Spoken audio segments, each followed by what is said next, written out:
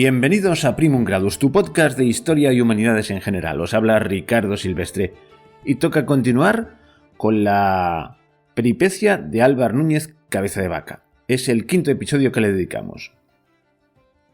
En el anterior episodio dejamos a toda la expedición comandada por Pánfilo de Narváez en el pueblo de Apalache, que desde luego no era ni por asomo la tierra de promisión que ellos esperaban, ni tenía las riquezas que buscaban. Así que después de 25 días en aquel pueblo, pues deciden marchar. ¿Marchar a dónde? A Ante. Bueno, Ante lo nombran así a ese pueblo en la relación que hay al rey. Luego en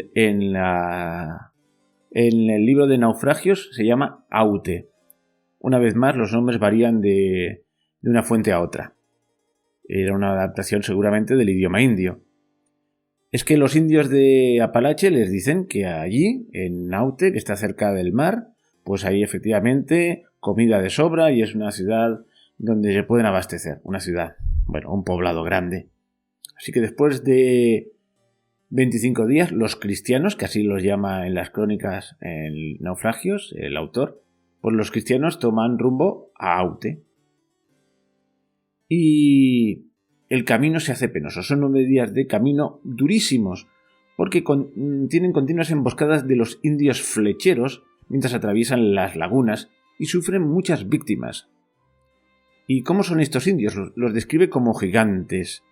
Vamos a ver cómo los describe en Naufragios, en el capítulo 8.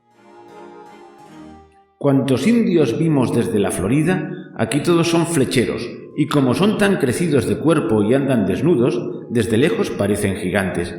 Es gente a maravilla bien dispuesta, muy enjutos y de muy grandes fuerzas y ligereza.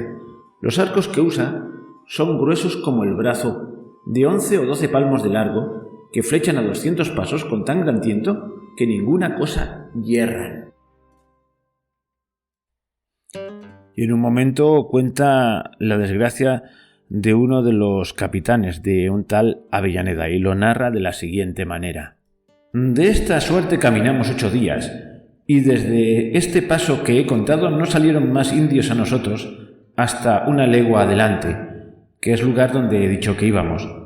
Allí, yendo nosotros por nuestro camino, salieron indios, y sin ser sentidos dieron en la retaguardia, y a los gritos que dio un muchacho de un hidalgo de los que allí iban, que se llamaba Avellaneda, el Avellaneda volvió y fue a socorrerlos, y los indios le acertaron con una flecha por el canto de las corazas, y fue tal la herida que pasó casi toda la flecha por el pescuezo, y luego allí murió, y lo llevamos hasta Aute. Y después de 9 días de penosa marcha, con estas emboscadas continuas de los indios, estos indios gigantescos, ¿qué ocurre? Pues que cuando llegan a Aute se encuentran el pueblo abandonado. Vamos a ver cómo lo describe. En 9 días de camino, desde Apalache hasta allí, llegamos. Y cuando fuimos llegados, hallamos toda la gente de él ida y las casas quemadas y mucho maíz y calabazas y frísoles, que ya todo estaba para empezar a coger. En aquel poblado destruido pero abundoso de comida, descansan durante 2 días, al cabo de los cuales Pánfilo de Narváez, atendiendo a lo que dicen los indios, que en 2 jornadas ya están en el mar, pues va con un grupo a ver cuál es el camino para llegar al mar. Y por ahí parten juntamente con el comisario y el capitán Castillo y Andrés Dorantes y otro sitio de caballo y 50 peones, y caminan hasta que encuentran la llegada al mar.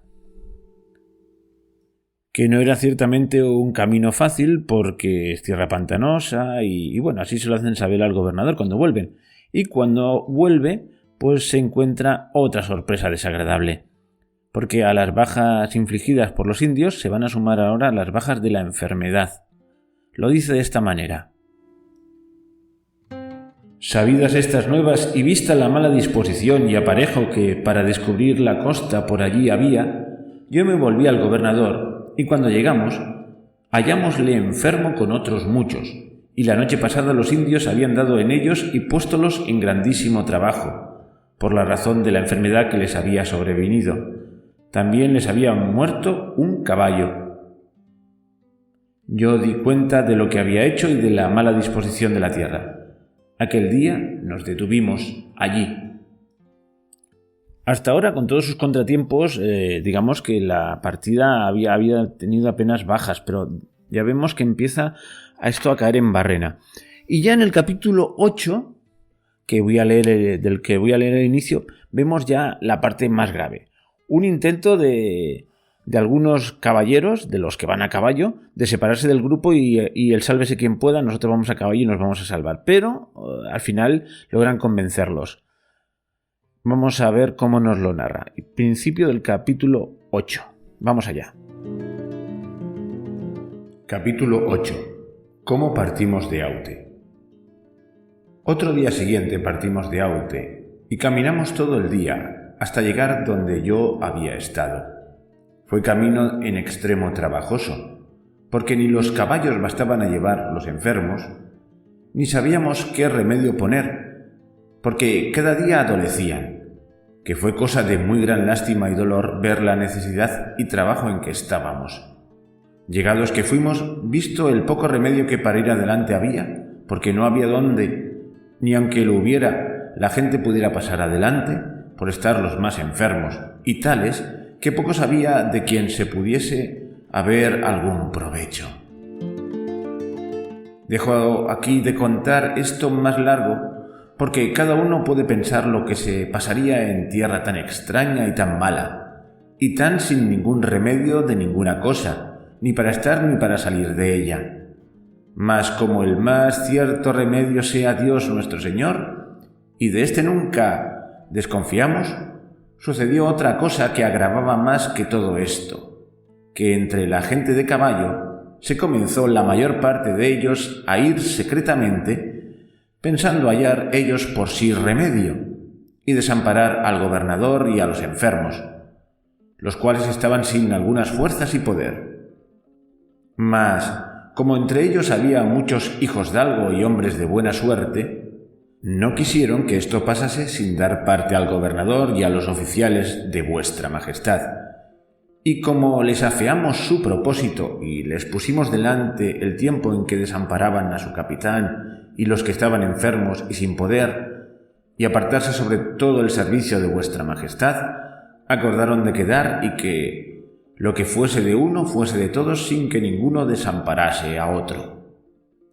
Consiguen salvar in extremis el peligro del abandono de los que van a caballo, con lo cual ya el desastre hubiese sido mayúsculo, pero los problemas seguían creciendo. Y dice así: visto esto por el gobernador los llamó a todos y a cada uno por sí, pidiendo parecer de tan mala tierra, para poder salir de ella y buscar algún remedio, pues allí no lo había, estando la tercia parte de la gente con gran enfermedad y creciendo esto cada hora, que teníamos por cierto que todos lo estaríamos así, de donde no se podía seguir sino la muerte, que por ser en tal parte se nos hacía más grave, y vistos estos y otros muchos inconvenientes, y tentados muchos remedios, acordamos en uno harto difícil de poner en obra, que era hacer navíos en que nos fuésemos. Haciendo balance. Un tercio de los hombres ya está enfermo y parece ser que al final van a acabar todos enfermos, vamos, que la situación es dramática y desde luego por tierra no es bueno continuar, así que hay que hacer los barcos. Y dices, pues nada, pues hacemos los barcos, habría madera, pero bueno, amigos míos, no tenían las herramientas, ni sierras, ni hachas, ni clavos, ni cosas de hierro, así que había que usar la inventiva. ¿Y cómo lo hicieron? Pues ahora lo vamos a ver. Digamos que lo primero que hacen es con los caballos que todavía están vivos, porque algunos han ido cayendo ya, pues hacen otra entrada tierra adentro a Aute a buscar comida, porque si algo había allí era más comida, y con ello vuelven cargados de comida para poder pasar el tiempo mientras construyen el barco. Primera medida.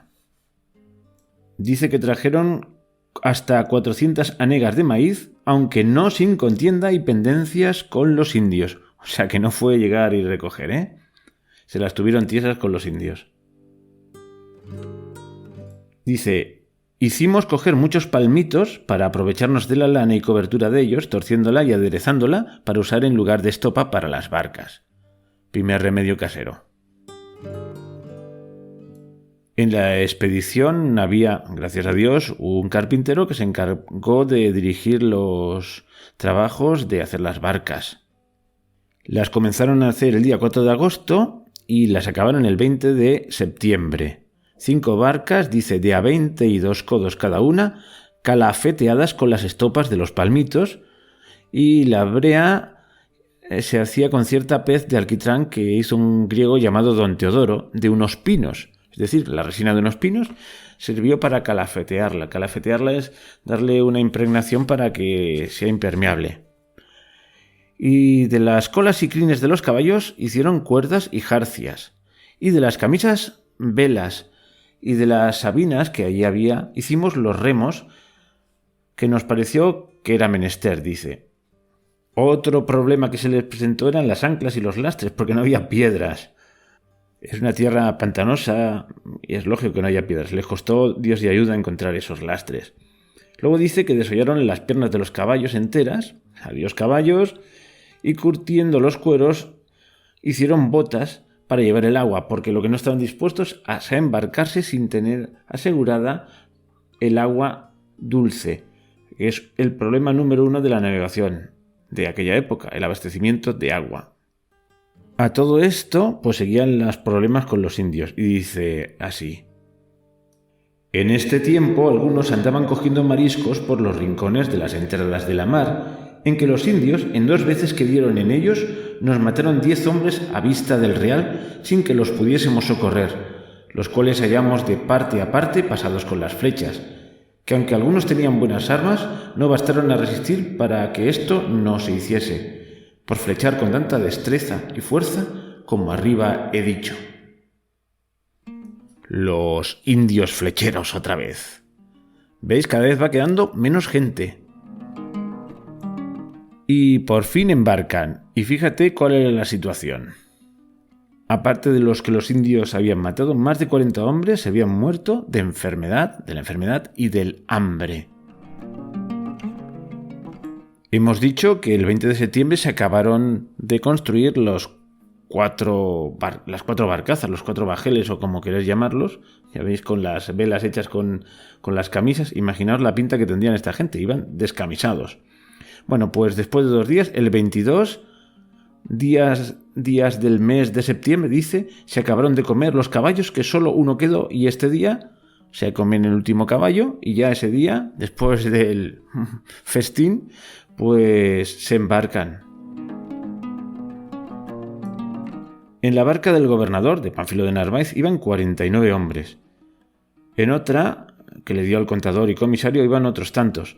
La tercera se la dio al capitán Alonso del Castillo y Andrés Dorantes con 48 hombres, y otra dio a 2 capitanes que se llaman Téllez y Peñalosa con 47 hombres.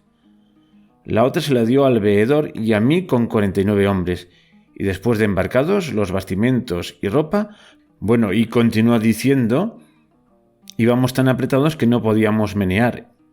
Y aquí dejamos el relato por hoy, y ya la semana que viene veremos en lo que acaba esta aventura de los 5 bajeles improvisados. Ya os anticipo que acaba muy mal. Bueno, ya sabéis la historia, porque la historia es spoiler. Al final solo quedan 4 supervivientes. Dorantes, Cabeza de Vaca, otro más que creo que es Castillo, ahora no me acuerdo, y un esclavo negro, que son los que acaban la peripecia. No estoy haciendo spoilers, la historia misma es un spoiler. Pero eso lo veremos la semana que viene, que veremos cómo descubren la desembocadura del río Mississippi, nada más y nada menos. Bueno, pues hasta la semana que viene, no, creo que antes lo tendré ese capítulo. Así que, si os ha gustado, poned un me gusta.